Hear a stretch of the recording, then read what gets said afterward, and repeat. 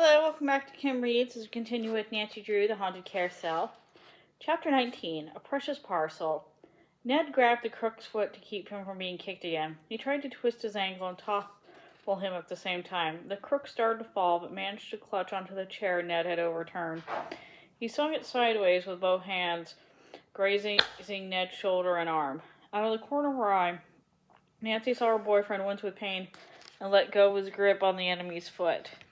At the same time, Nancy saw the distraction in her captor's eye. His grip loosened, and she shoved him backwards. She bolted forward, snatching up one of the small child-sized chairs in the playroom and began to swing at it with her mustached assailant. With an angry oath, he backed away. Although Nancy kept him at bay, she soon found that she was being expertly maneuvered into a corner. She caught a fleeing glimpse of Ned, but now he had regained his feet and was fighting back gamely against his burly foe.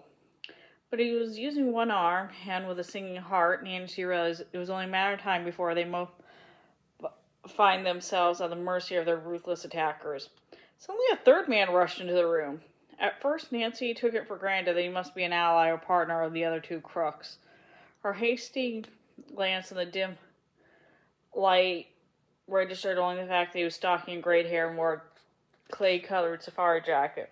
She tried not to panic at the thought that, with this additional help for their enemies, she and Ned would now probably be overpowered in short order. Instead, to Nancy's astonishment, the newcomer grabbed one arm of her assailant, twisted it behind his back. As he bent forward, trying to wrench himself away, Nancy knocked him to the floor with a blow of their chair, which had been used as a shield. The crook groaned and went limp, too stunned to resist any further. Without a word, Nancy and her rescuer turned to help Ned. His attacker grunted and gulped as the gray-haired man grabbed him around his neck. Ned seized his chance to plant his fist in the crook's stomach. Then, as the fellow crumpled, Ned laid him a hard punch on his jaw. With a cry of relief, Nancy hugged her friend. "Oh, Ned, thank goodness," was all she could say for the moment. "Are you all right?" he asked anxiously. Nancy smiled up at him. "I will be when I catch my breath." Nancy had already deduced the identity of their two attackers, partly from their voices. Their present appearances confirmed her guess. The burly hippie had lost his blonde wig and his fake beard was hanging loose. Nancy easily recognized him as Baldy Krebs. As a result of the frantic struggle, his companion's mustache and putty nose were both crooked, and the reddish fake scar had partly rubbed off on his cheek when he fell to the floor. No wonder Bess didn't recognize him as Fingers Malone after I chased him in the park that day, thought Nancy. He probably put on his disguise before he came out of the haunted house. Meanwhile, Ned was shaking hands with the gray-haired man in the safari jacket.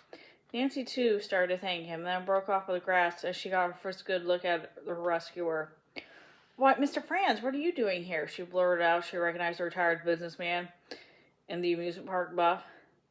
"Luckily, you left your key in the door just now," Franz chuckled. Turning serious, he added, "I must apologize for deceiving you, Miss Drew. Actually, I'm an insurance investigator. I've been trailing these crooks ever since Fingers Malone broke out of prison."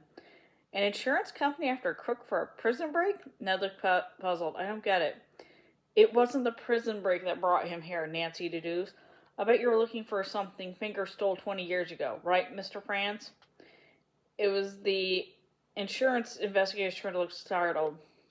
"Absolutely right, Miss Drew, but how did you know?" "Because I learned his background from a St. Louis detective who's also in town looking for him." Arnold Franz explained that he had seen and heard the news about the carousel wars at the daycare center, and, like Nancy, had suspected this might prove an irresistible bait to the criminal he was after. Accordingly, he had come to the daycare center late at night, arriving just before Nancy and Ned entered the big old house. Franz eyed the wooden steed in perplexity. "You know, I've had a strong hunch that what I've been looking for may be hidden in this thing," he mused aloud. "But but don't ask me exactly how or where. Nancy smiled mysteriously. I'll try to understand that question tomorrow when everyone else can be here, she said. Especially Joy Trent, who lives in the Carousel horse. In the meantime, I think we better let Police Chief McGinnis and Detective Norris know about these two. I'll go and phone them from the office in the next room. A police cruiser soon arrived outside the house, and the two crooks were whisked off in handcuffs. Nancy was praised and congratulated for the clever way in which she had brought the manhunt to a successful conclusion. But the complete solution of this case still remained unknown. When Nancy walked into the playroom at the daycare center at 11 o'clock the following morning, accompanied by Bess and George, she found an expectant group of people seated and eagerly waiting her revelations. Among them were Arno Franz, Police Chief McGinnis, reporter Rick Jason, Detective Norris, a smiling Joy Trent, and her haughty Aunt Selma. Bess and George found chairs next to Ned, who arrived a few minutes later in his own car. I'm dying of curiosity, Nancy, Bess whispered to her friend. Hurry up and start explaining. Nancy cleared her throat. We've had a number of mysterious happenings in River Heights, but one way or another, they all have to do with the Carousel Horse of Joys, which incidentally happens to be extremely valuable. Joy Trent shot a quizzical glance at the young detective. Glory certainly means a lot to me, Nancy, she said. But you mean he's valuable for some other reason, too? Very much so. He was carved by a famous Western artist named Walter Cruz. And the director of the River Heights Museum estimates your horse may be worth a great deal. Thousands of dollars, in fact. Joy's eyes widened, and the audience gasped at not Nancy's announcement. The detective explained that the horses had been one of Cruz's favorite subjects as both a painter and a sculptor, and that she easily identified his style after consulting a library book that contained pictures of his work. When Cruz carved the horse, Nancy went on, he was an unknown artist. At the time, he was working as a carny roustabout at the same amusement park in St. Louis where the Wonderland Gallop was located.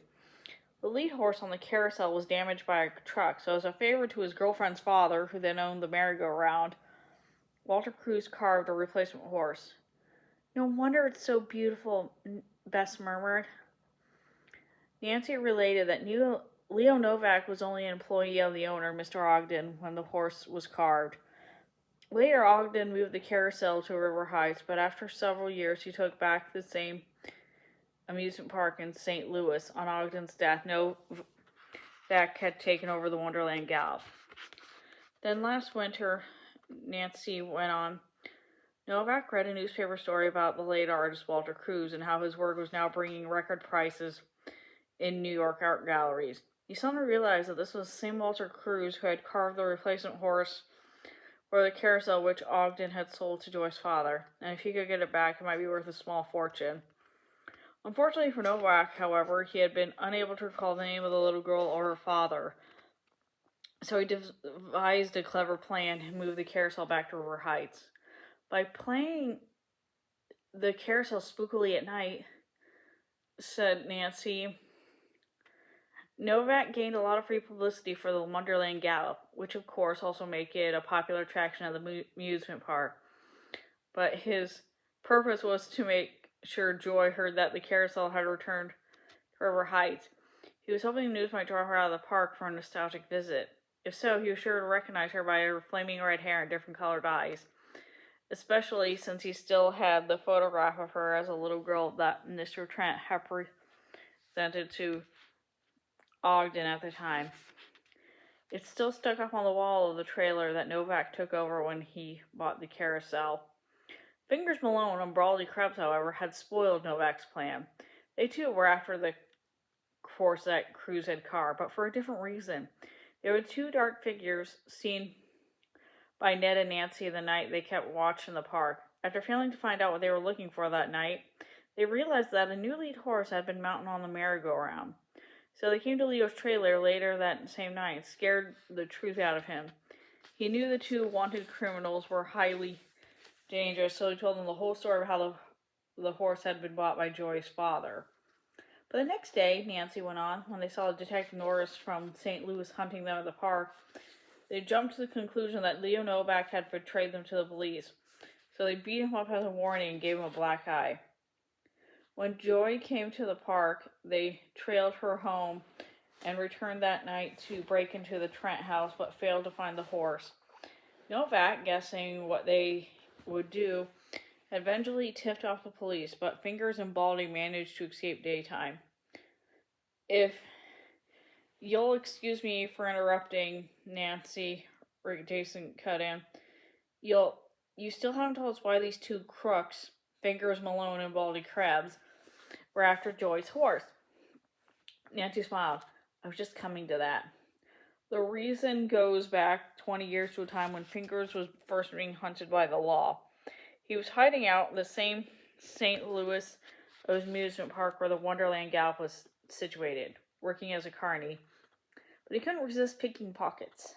He even persuaded one of the young park employees to help him on occasion. Detective Norris says he was arrested the other day.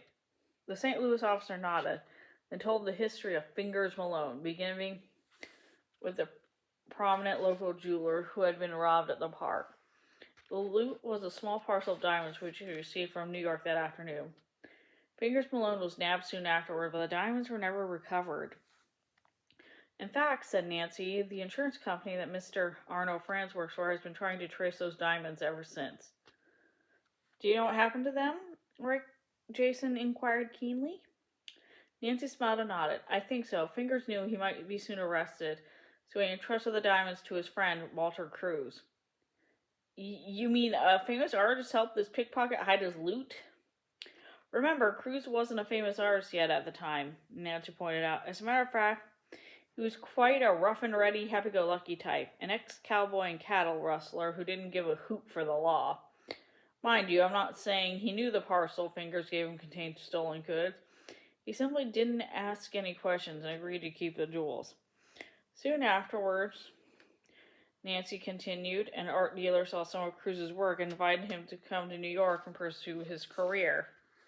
As an impish joke, Cruz decided to hide the diamonds inside the carousel horse. We had just finished carving for his girlfriend's father.